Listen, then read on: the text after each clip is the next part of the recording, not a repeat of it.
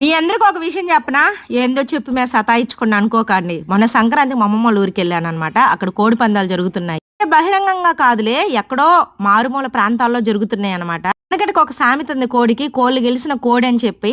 కోడికేసి court దాకా కూడా పోద్దండి, జాగ్రత్త. పల్లెటూరు వాళ్ళకైతే ఆస్తి ఎంత ఉందా, ఎన్ని పొలాలు ఉన్నాయని చూడరండి, కోళ్ళు ఉన్నాయా లేదని చూస్తారు. కోడి ప్రతిష్టత అట్లా ఉంటది మరి. ఇంటి ముందు తిరిగే కోడి పోయిందంటే ఇంకా అందే సంగతులు, రచ్చ రంబోలా చేస్తారు. ఏది పోయినా ఒప్పుకుంటారు, కోళ్ళు పోతే అసలు ఒప్పుకోరు మా ఊళ్ళు. అంతా మాకెందుకు చెప్తున్నావు అనుకుంటున్నారా? నేను కోడి కాని పకోడీ తెచ్చుకున్నాను ఈ రోజు. సంవత్సరానికి ఎన్ని రోజులు నీకు తెలీదా మరి? 365 రోజులు చికెన్ తినమన్నా తింటామండి నేను మా చిన్నోడు. అయితే మా ఇంటి ముందే సెంటర్ అనమాట. సెంటర్ లో చికెన్ పకోడా వేస్తుంటే ఇక్కడికి స్మెల్ వస్తుంటది అనమాట. సాయంత్రం అయితే చాలు మాకు ముక్కలేందో ముద్ద దిగదు. అది ఏ నూనెతో చేశారా ఏంటి అన్నదే తర్వాత సంగతి. ముందు మన నోటికి పడిందా లేదన్నదే చూస్తాను నేనైతే. వేడి వేడి పకోడా ఇంకా ఆనియన్ వేసుకొని తింటుంటే అబ్బా, నా సామీరంగా చాలా బాగుంది. అసలు ఎంతమంది పకోడా ఇష్టమో కామెంట్ చేయండి. వీడియో నచ్చితే లైక్ చేయండి. మరి ఉంటా, బాయ్.